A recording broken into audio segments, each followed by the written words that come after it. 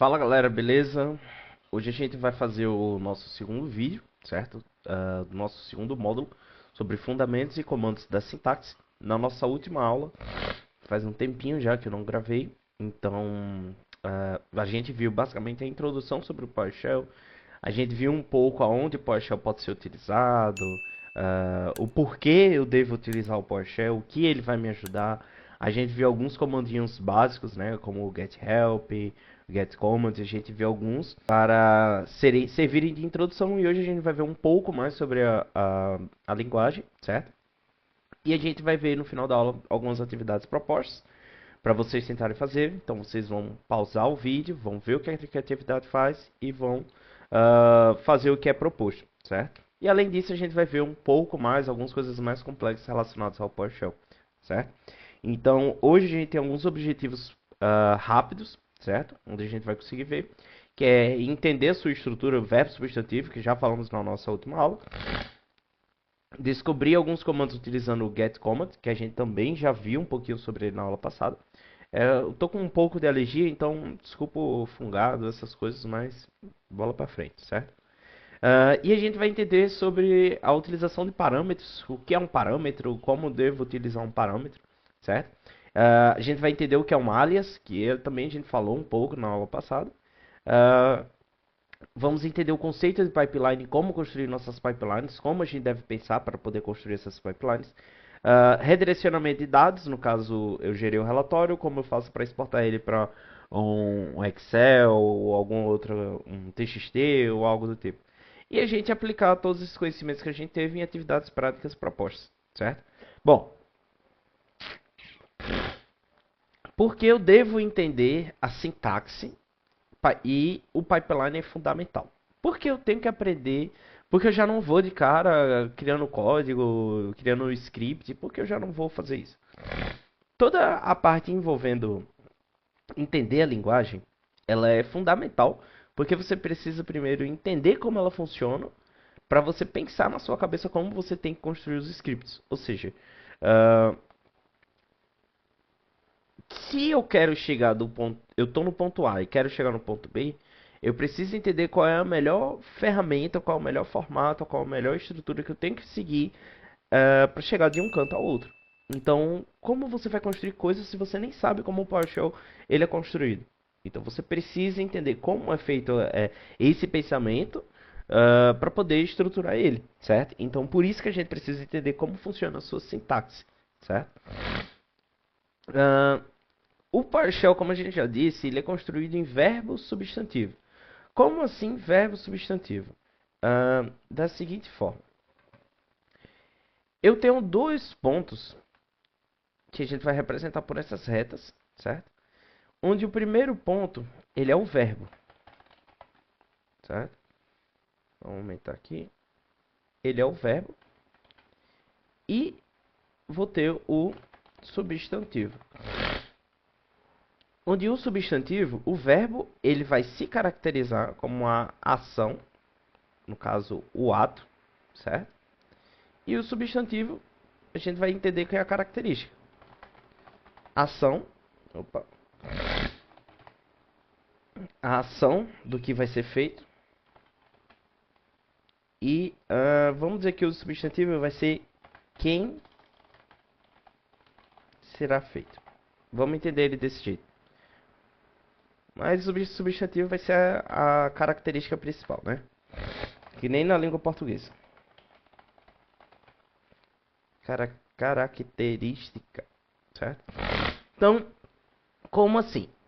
A estrutura dele, ele sempre começa como new if item. Ou seja, eu tenho um verbo, uma ação. Opa, cadê? Eu tenho um verbo, que é a minha ação, new, crie, né? Criar, novo. E item é a minha característica. É o que será feito. O que é que vai ser feito? Então vai ser criado um novo item. Crie um item. Então eu tenho essa estrutura para todo o meu conceito da pipeline do PowerShell. Eu vou ter estrutura verbo substantivo. Então, por exemplo, a gente tem os verbos mais comuns. Óbvio que existem mais. Get, set, new, remove. Então, get, pegue, set, altere, new, crie, remove, remova. Então, tem essas ações que serão feitas. E o substantivo, como por exemplo, get process, pegue o processo. Set, service, set, coloque o serviço. Remove, item, remova o item. Então, tem essa estrutura verbo substantivos, certo? Como por exemplo, get process, set item, start service, stop VM, e assim a gente tem várias, certo? Benefícios de estudar essa padronização. Basicamente, existe só uma, né? Que é a facilidade e a previsibilidade da gente saber o que é que vai acontecer. Se eu usar esse comando, o que é que pode acontecer, certo? Então, a gente tem essa estrutura, essa previsibilidade mais fácil. Então, se eu quero gerar um relatório de todos os usuários do meu AD, get AD user. Então, ele vai lá e vai pegar tudo para mim. Verbos mais comuns que eu tenho. O get, set, new, remove, start, stop, out, invoke, test, read, write, enable, register e entre outros. A gente tem vários tipos de verbos, vários tipos de ações. Então, a gente vai ver já como descobrir isso, né? E alguns substantivos comuns: service, process, item, AD user, VM, event log, content, child item, command, help. Então, esses são alguns substantivos comuns e esses aqui são alguns verbos comuns, né? Então, existem vários, esses só são alguns. Mas, cara, se eu não souber o que eu quero, eu não sei qual é o padrão. Eu joguei lá, mas eu não sei o nome. Eu quero coletar as minhas máquinas, mas eu não sei como é. Simples.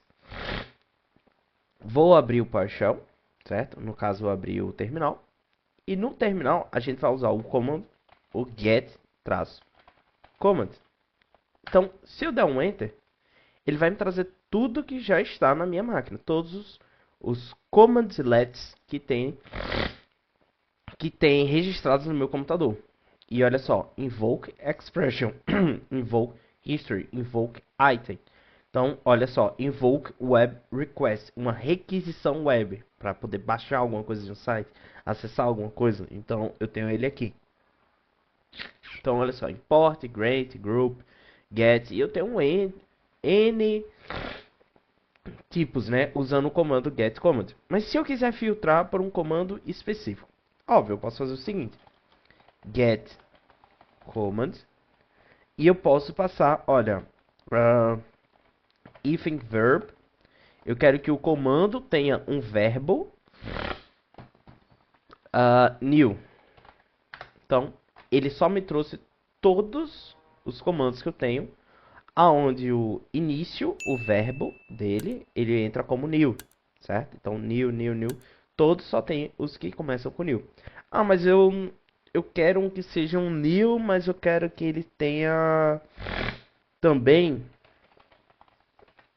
get command if non, certo? Que o non é o substantivo, certo? Então eu quero que os substantivos tenha network.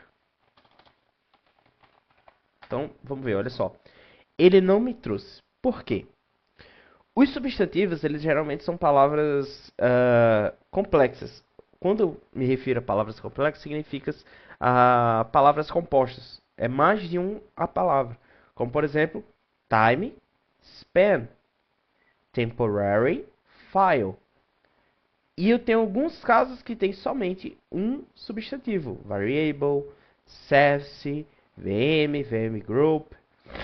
Então, não são todos. Eu preciso melhorar esse meu filtro. Então, pessoal, foi mal, desculpa aí, mas esse vídeo eu tô tentando gravar faz um bom tempo, né? Então, foi mal, alergia, o fungado, mas preciso gravar isso aqui. Então, vamos lá. Então, eu quero filtrar um substantivo, mas eu quero o substantivo network, certo? Então, get command hífen non para filtrar um substantivo, e eu vou utilizar alguns coringas, que eu tenho dois. Eu tenho a interrogação e eu tenho o asterisco. Se eu utilizar o asterisco, ele vai filtrar tudo que tiver antes da palavra network. Então vamos ver o que é que tem. Olha só, ele me trouxe a palavra network no final. Então tudo que tiver antes ele vai aceitar. Olha só, tudo isso aqui é considerado o antes, né? Então o network ele precisa ser a última palavra. Ah, mas olha só, eu não é o que eu, oxi, não é o que eu quero. Não entendi o que é isso não. Não é isso que eu quero. Eu quero algo mais complexo. Então, eu quero que o network pode ter alguma coisa na frente ou atrás. Eu não sei o que eu quero ainda. Então, eu uso um asterisco na frente do network e eu uso outro asterisco no final. Então, assim, ele vai me trazer quando a palavra pode começar com network, pode terminar com network, o network pode estar no meio. Então, eu posso utilizar ele desse jeito. Sendo que, olha só, o que eu quero, às vezes, não é o network, ele não está na frente nem atrás. Eu quero que ele vai ter 3 ou 4 palavras no meio antes do network. Então, get command hífen null. Eu vou botar aqui algumas interrogações, network. E olha só, ele não me trouxe nada. Vamos botar aqui mais. Agora ele já me trouxe. Agora vamos ver uma coisa aqui. Olha só, eu botei aqui, ó, 1, 2, 3, 4, 5, 6, 7, 8. Então, vamos ver aqui agora. 1, 2, 3, 4, 5, 6, 7, 8. O que isso significa? Significa que cada interrogação dessa equivale a um caractere. Então, todos esses aqui vão ter 8 caracteres antes da palavra network.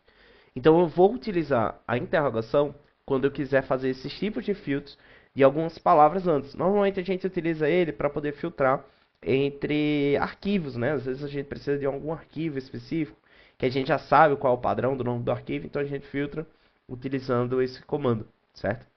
Então, eu posso fazer filtros utilizando o getCommand com hífen null, hífen verb, mas eu não sei o que é que tem. Eu sei que tem alguma coisa envolvendo VPN. Então, getCommand. E eu sei que tem VPN. Eu posso simplesmente jogar o comando aqui.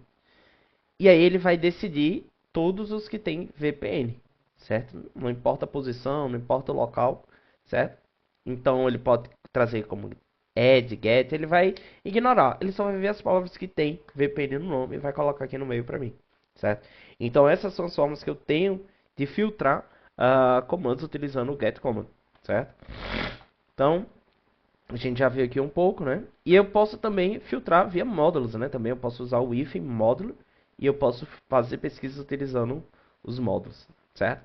Bom, agora a gente saindo um pouco sobre filtros, comandos, a estrutura inicial, a gente pode entrar na parte de parâmetros. Parâmetros, ele é basicamente informações a mais que vai me ajudar a poder filtrar aquilo que eu quero, certo?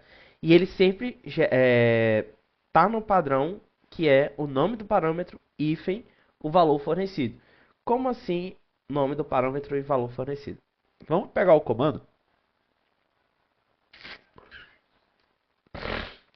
getCommand, get hífen command, hífen verb, new.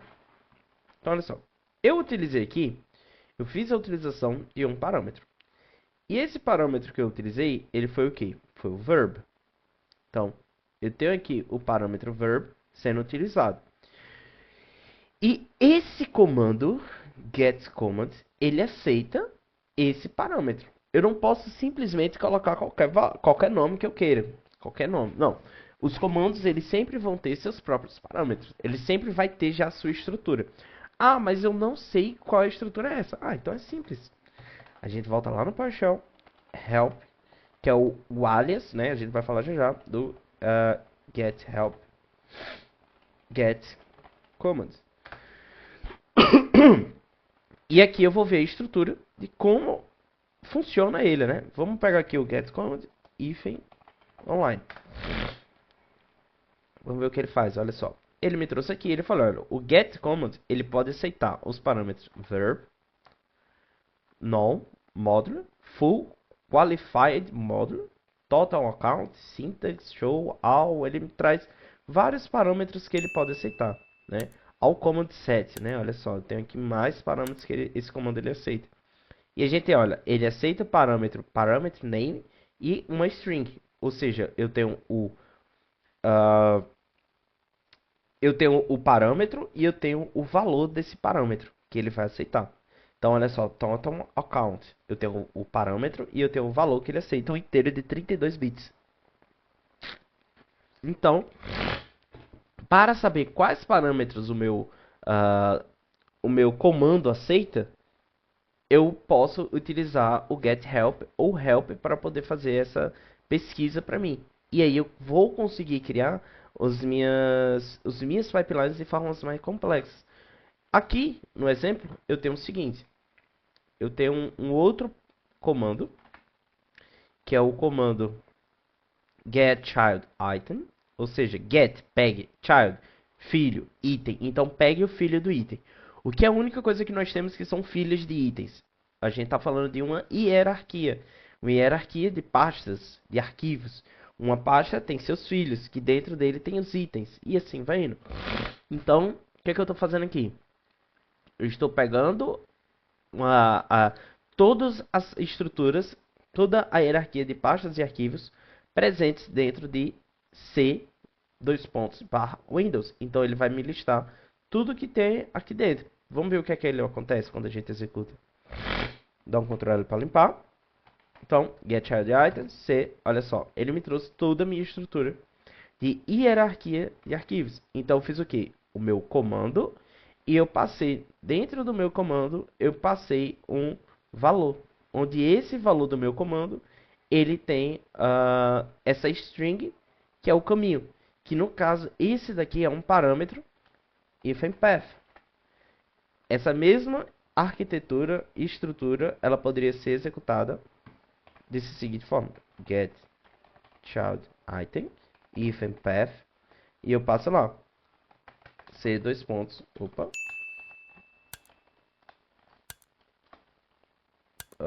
a linguagem do meu computador mudou. Path, C, dois pontos, barra, Windows. Vamos ver, olha só. Ele aceitou também. Sendo que aqui eu tive um parâmetro que eu mostrei, que era o ifmpath, e no outro eu ocultei o ifmpath. Ele aceitou os dois, né? Ele entendeu que aquilo funciona, tá? Então, para isso, a gente tem os tipos de parâmetros, que são os posicionais, onde tem as suas posições, onde sempre vai depender da minha estrutura. Eu tenho que pensar de forma lógica. O que significa pensar de forma lógica? Significa que se um parâmetro depender de outro, ou um filtro depender do outro, eu tenho que pegar as informações corretas. Já já a gente vai ver um exemplo disso. Então, eu tenho os parâmetros nomeados, onde eu vou ter os nomes, foi o exemplo que a gente usou, o path, né? Path, name, ad user,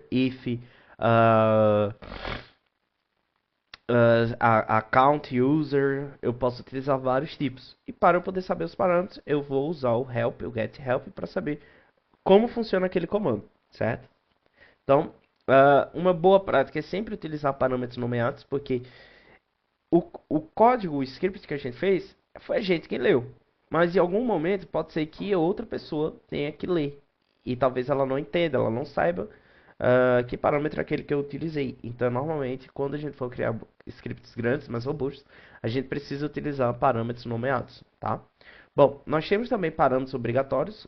Vão ter comandos que eles precisam obrigatoriamente de parâmetros, como por exemplo o getChildItem.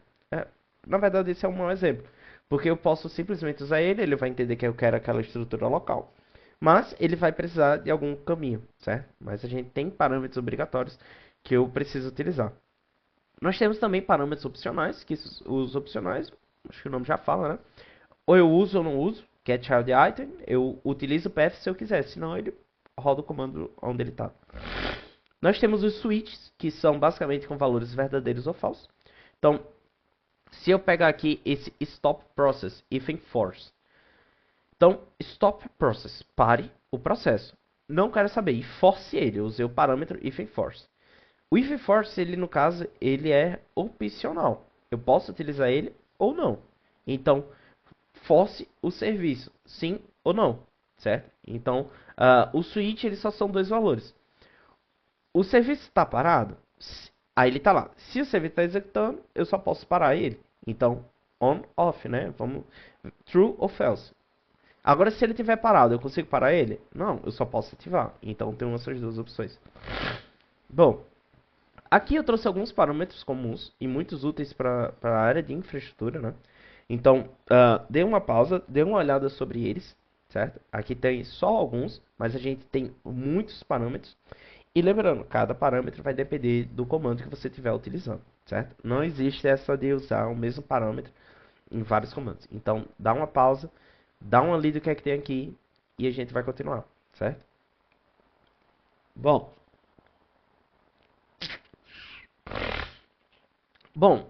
obtendo ajuda com os comandos LEDs e parâmetros. A gente já falou sobre o comando na aula anterior e a gente falou um pouco sobre essa, sobre utilizar o getHelp. O getHelp vai me ajudar a trazer as informações que eu quero. E eu posso passar dentro do getHelp parâmetros também. Então,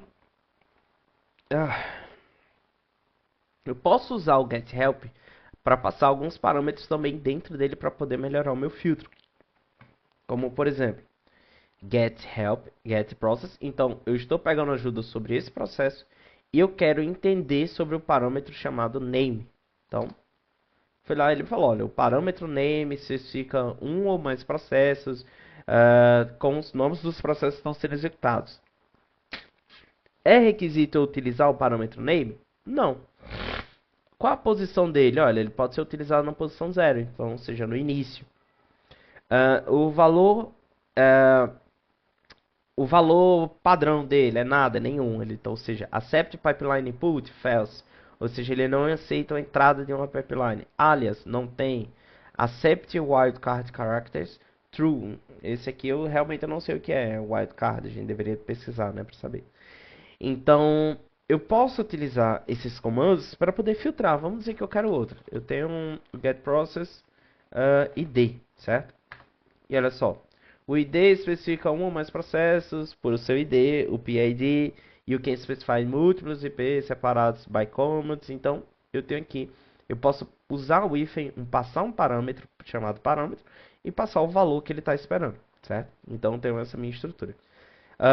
Uma dica que a gente já falou, deixe o seu getHelp sempre atualizado. Então, update hífen help. Possa ser que o seu computador, que se estiver em português, ele dê um erro. Esse erro é referente à cultura do seu computador, que está em português. E todos os comandos, grande parte deles são feitos em inglês. Então ele vai dizer, opa, estou em um conflito aqui. Certo? Bom, os alias. Alias são nada mais nada menos do que apelidos. Onde esses apelidos, eles são um resumo, algo mais fácil. Imagina só, ter que ficar o tempo todo get child item. É muito demorado. Então, com isso, a gente criou apelidos para poder facilitar. Como, por exemplo, o dir. Dir, ele me ajuda a resgatar esses comandos. Ah, nossa, mas o dir ainda não é da minha época. Tá, ls. Então, eu tenho atalhos, alias, para poder chamar um comando. Dir chama o getChildItem, ls, getChildItem, cd, setLocation, cls chama ou o clear, ele usa o clear host, e aqui eu tenho vários alias. Como é que eu faço para saber qual alias eu tenho nas minhas máquinas? Simples, get, eu quero pegar o que? Alias. Get alias, peguei todos os alias que eu tenho instalados na minha máquina, né? Então olha só, o % where object, for each object, então tem vários tipos de alias. Ah, mas se eu quiser criar o meu alias específico para uma coisa que eu utilizo bastante, simples, eu posso utilizar o comando setAlias. Crie um alias com o nome tananã e o valor é esse. Então eu vou adicionar um alias utilizando o nome e o valor dele. Do mesmo jeito da minha estruturação de parâmetro, valor, certo? Então, lembre que os 7 alias são separados e válidos para a seção atual do PowerShell. Tá? Para torná-los permanentes, você precisa adicioná-los no seu script do perfil do PowerShell, utilizando uma variável de ambiente, né? Bom, agora que a gente viu o básico sobre a estruturação do PowerShell, um pouquinho sobre a linguagem, a padronização dos comandos, a gente precisa entender o conceito de pipeline. Para que usam a pipeline e o porquê ela é importante, porque sempre usam esse nome pipeline. O que é pipeline? Pipeline é basicamente é um comando muito grande, sendo que é um comando muito grande em etapas. Como por exemplo, vamos pegar esse exemplo aqui que eu coloquei, certo? Então, vamos pegar aqui.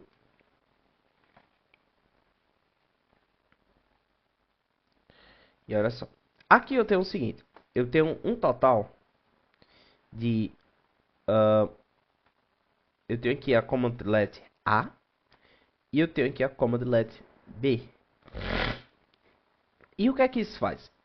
Esse aqui, vamos dizer que aquele meu comando getChildItem. Eu tenho o getChildItem, fiz o filtro que eu quero. Quando ele terminar ele vai vir para esse outro aqui. Sendo que esse outro que ele vai levar, ele não leva basicamente o filtro. No nosso vídeo anterior, a gente falou que o PowerShell ele é uma linguagem altamente orientada a objetos. Então, quando ele fizer esse filtro e ele tiver essa barrazinha, esse pipe, significa que eu estou enviando em uma estrutura de objetos para o outro comando. Então, eu peguei esse filtro que eu fiz, joguei ele para cá. No caso, eu transformei ele em objeto. Quando eu terminar de transformar ele em objeto, eu lanço ele para o meu outro comando. Sendo que esse meu outro comando ele precisa entender essa estrutura objetos. Como assim estrutura objetos? Eu não entendi isso. Simples, vamos pegar um outro exemplo. Eu vou criar aqui uma classe pessoa, certo? A classe pessoa, quando eu vou lá, eu filtrei get pessoas. Então ele vai me trazer todas as minhas informações de pessoas, que são o quê? Nome, idade, sobrenome, data de nascimento e etc. Então, quando eu falo que eu estou transformando ele em objetos, eu estou transformando todos os meus filtros dentro dessa estrutura. E esse meu comando, ele precisa entender essa minha estrutura. Imagina só, eu estou usando lá o getChildItem, mas logo em seguida, né, vamos criar aqui um cenário. getChildItem, filtrei, puxei tudo, certo? Quando eu chegar aqui, eu falo o invoke web request.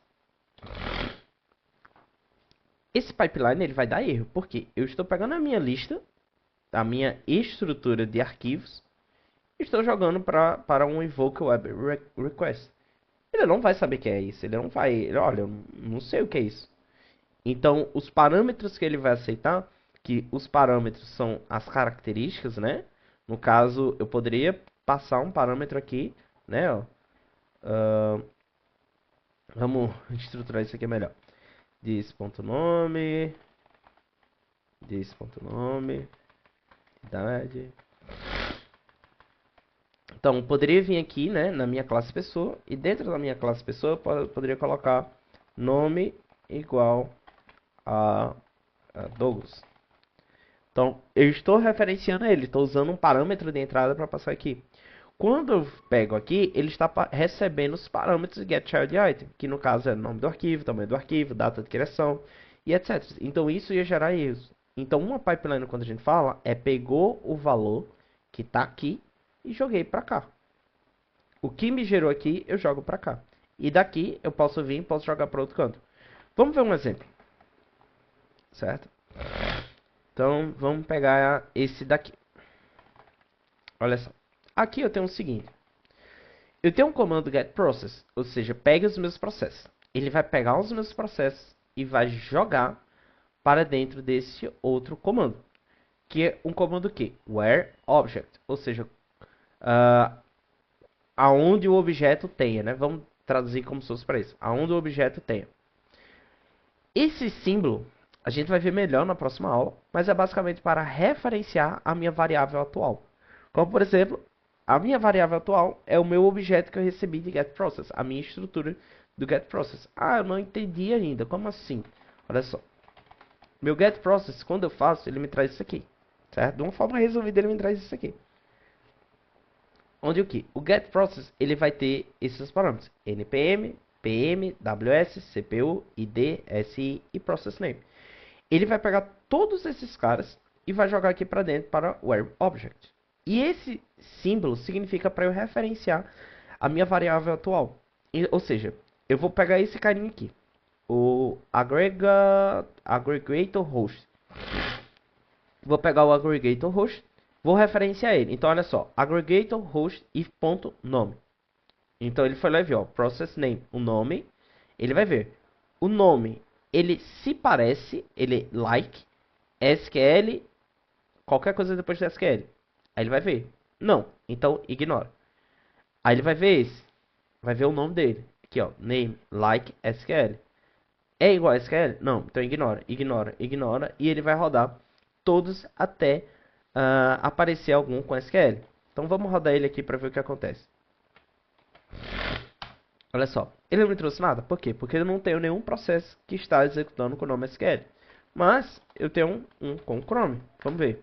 Olha só, ele me trouxe somente os que o nome, o name, like Chrome. Vamos ver aqui esses CPUs, certo? Então, setinha para cima. CPU, like, sendo que olha só, eu já não posso utilizar o like. Por quê? O like, normalmente eu vou utilizar ele para strings. Eu vou ter que usar uma outra comparação, que isso daqui está relacionada a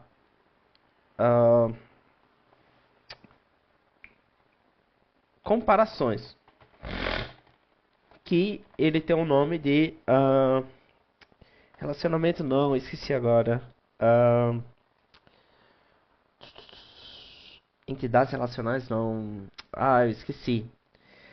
É sobre relacionamento de variáveis. No caso, eu vou fazer uma relação, uma comparação entre eles, né?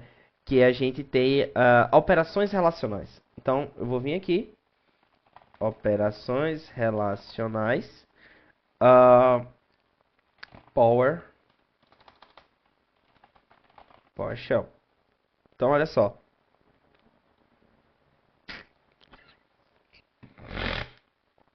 No PowerShell, nós temos algumas operações relacionais. Deixa eu achar. Que não são iguais ao que a gente já conhece, né? Como assim? Eu não sei do que você está falando. É simples.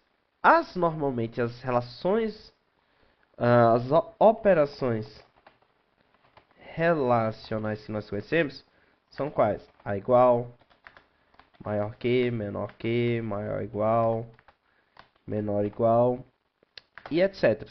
Certo? Na verdade, essas são as principais, né? E é diferente, né? Então a gente tem aqui a diferente também. Então essas aqui são as operações relacionais que nós conhecemos, né? Mas no PowerShell a gente não usa essa nomenclatura. A gente utiliza outra nomenclatura. Deixa eu ver se eu acho aqui.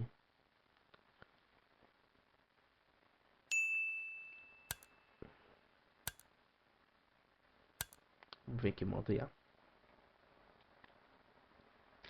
Aqui. No PowerShell a gente utiliza essa nomenclatura. Ao operador é que é igual a. Exemplo, a variável A é igual à variável B. E olha só, variável A vale 10 e variável B vale 20. NE é o diferente, né? Então, diferente A, hífen NE B, true. Então, as variáveis, as operações relacionadas no PowerShell, elas são identificadas por essas operações, sobre esses operadores, tá? A gente não utiliza.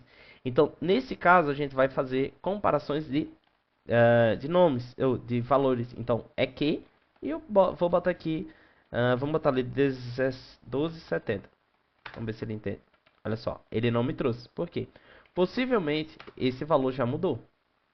Então, olha só, CPU, olha, já mudou. Então, não vou fazer. Então, vamos pegar aqui um valor que seja maior. Olha só, o gen then, né? Grant then. Então, vamos mudar aqui. Hífen gt grant then. Então, vamos botar aqui 100. Vamos mudar aqui para CPU. E olha só. Ele me trouxe somente os processos que estão com o CPU rodando a mais de 100. Então, olha só. 100, 161, tem aqui e tem vários. Então, esses simples comandos já consigo gerar relatórios relacionados à utilização do CPU, minhas máquinas, meus servidores, algumas máquinas específicas que eu queira. Então a gente pode fazer essas pesquisas simples dessa forma, certo? Então, vamos lá. Então, vamos pegar aqui um outro. Essa outra pipeline, que essa aqui faz o seguinte. Olha, get service where object status é que stopped. Ou seja, pegue os objetos status e veja se ela é igual a stopped. Logo em seguida, quando você pegar ele, start service pass through what if. Esse comando what if, ele me mostra o que ele faria. Então, olha só, ele filtrou por todos que estão parados e tentou iniciar eles. E ele mostrou depois o que ele faria antes de executar. Ele falou, agente, activation, run, taranã, ele iria ativar. Então, ó, as service on target, on, ele ia me mostrar o que ele faria. Mas até então tem o conceito de pipeline é pegar um valor de um canto, passa para o outro e ele vai fazendo esse tratamento. E eu tenho aqui alguns pipelines mais complexos, como por exemplo esse aqui. Vou dar um Ctrl L. E olha só. Aqui eu tenho o seguinte: get event log hífen log name system new with 500. Ou seja, pega os meus eventos com o nome system, onde tem o tamanho acima de 500. Where object entry type é que erro. Pegue entre eles filtros que estão somente com erro. Select object, ou seja, selecione os atributos, né, as características desse objeto. Time generated, source e message. E depois passe para um alt grid view, ou seja, me gere para uma visualização em grade, né? Então, vamos lá, vamos executar. E olha só. Ele me gerou em forma de grade o que eu pedi, certo? Olha só, as características, os atributos, né, dele, ele pegou os atributos e construiu para mim em formato de grade de visualização, certo? Assim eu poderia gerar qualquer outra coisa, como por exemplo, get hífen process, e aqui eu vou usar o alt grid view. Peguei todos os meus processos e eu não fiz nenhum filtro e ele trouxe para cá em forma de grade. Ele pega o processo, joga para o alt grid view, certo? Então esse é o conceito de pipeline em si. Montar pipelines mais complexas e ao mesmo tempo eu fazer tratamentos com eles, certo? Então, redirecionamento. Agora a gente já viu como faz filtros, como a gente cria uma pipeline, mas pode ser que em algum momento a gente queira salvar esse arquivo.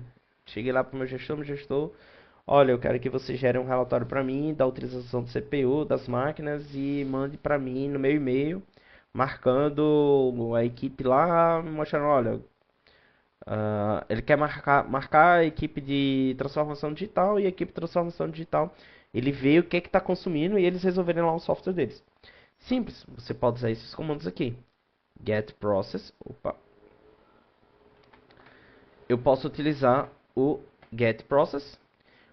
Eu posso utilizar uma setinha, que é um alias. Essa setinha ela é uma alias para out file. Ou seja, out, saída, fora, file, arquivo fora. Então, get process, arquivo fora. E eu vou transformar esses dados em vou armazenar em c:/temp /processos.txt. Então, eu estou criando um arquivo, se não tiver, lá dentro. O que é que eu preciso? Eu preciso ter somente esse arquivo. Eu preciso que o caminho do arquivo ele esteja correto. Então, vou lá, pum. E ele executou. Como é que eu sei que deu certo? Vamos lá, vamos ver. Então, vou vir aqui, cd, ls, e olha só ele aqui. Processos.txt. 11:05 do dia 21/1/2026. Uh, vamos abrir ele e olha só aqui. O meu relatório que eu fiz, ele está aqui, em .txt. E se eu quiser alterar a estrutura dele, é simples. É só mudar a extensão, .csv. Então, ls, e olha só, eu já tenho um .txt e eu tenho um .csv aqui, certo? Se eu quiser sobrescrever esse arquivo, eu só utilizo o, coloco mais uma setinha, né?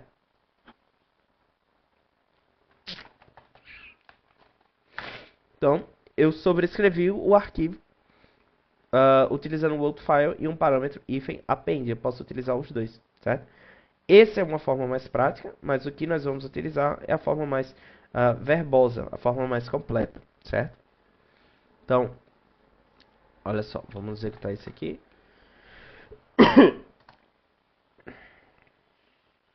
De acesso, né? Eu não estou como administrador, ele não deixa, né? Mas a gente só entrar como administrador no PowerShell e poder fazer rodar esse comando, né? Aqui eu trouxe mais o TObject, bifurca a saída, envia os objetos em um arquivo e continua passando para o pipeline ou para o console. Ou seja, ele fica ali o tempo todo dando uma olhada, né? Acho que vai dar... Perdão. Mais uma vez eu tô com alergia, peço desculpas. Mas eu tô aqui gravando o vídeo, tô um pouco atrasado. E olha só, ele tanto salva lá, como ele me mostra aqui, certo? Então, TObject, file path, passei o comando e eu fiz o filtro logo em seguida, certo? Então, criei uma pipeline com uma série de comandos, uma sequência de dados lógicos para poder fazer, certo? Outros comandos let do tipo alt, que pode ser bastante úteis, né? Então, alt host envia uma saída para a janela do console, padrão nenhum. Se nenhum outro alt for específico, né? Alt grid view envia uma saída para a janela interativa com recursos de classificação e filtragem, tá? Aqui é um exemplo do PowerShell, get process, alt grid view. Out string converte os objetos em uma saída e representação de string, ou seja, em texto. Out null descarta uma saída. Útil quando quando um comando produz uma saída que você não precisa ver ou armazenar, certo? Então, dicas e recomendações finais: use o autocomplete, o tab, aperta o tab e o tab vai autocompletar para você. Sempre utilize o get help quando você não conhecer o comando. Use o what if quando você não tem certeza sobre o que aquele comando ou aquela pipeline ela vai fazer, certo? Envia parâmetros e utilize parâmetros nomeados para você saber o que é que aquilo está fazendo. Evite criar alias em scripts, ou seja, evite utilizar alias. Sempre use o nome completo para ficar fácil, você não sabe quem vai ser outra pessoa que vai ler. E comente seus scripts. Os comentários a gente falou, ele é utilizado pelo hashtag, tá? Como assim? Eu vou botar aqui, logo em seguida, um espaço, hashtag teste. Ele vai executar e ele não vai mostrar o teste. O teste é só para eu poder fazer lá no meu ambiente de programação que nós vamos utilizar mais à frente, certo? E agora vem as práticas, onde vocês vão pausar o vídeo e vão fazer as atividades propostas. Aqui nós temos 3 cenários. Cenário 1, explorando o processo de sistema. E logo em seguida tem a resposta para vocês, certo? Então, lê o título e vê depois a resposta e vê se você fez correto, certo? Então, cenário 1, cenário 2 e cenário 3. E além disso, tem um desafio, um cenário 4, né, que vocês podem utilizar aqui, tá bom? Então, pessoal, a gente viu um pouco mais sobre a estrutura do PowerShell, a gente viu alguns comandos básicos, algumas introduções, a utilização do getHelp, o que é uma pipeline, como redirecionar saídas. E a gente finaliza hoje por aqui. Na próxima aula, na aula 3, a gente vai trabalhar com objetos, a gente vai entender melhor essa estrutura de objetos e variáveis, e a gente vai ver mais a fundo o que é que acontece dentro de pipelines robustas, certo? Então é isso, certo? Façam as atividades, dá uma lida, olha a documentação que a gente já viu também como funciona. E é isso que eu tenho para vocês. Mais uma vez eu peço desculpa, estou com um pouquinho de alergia hoje, mas eu precisava fazer essa gravação para poder passar para outras pessoas também, tá? Então é isso. Valeu, obrigado, até uma próxima.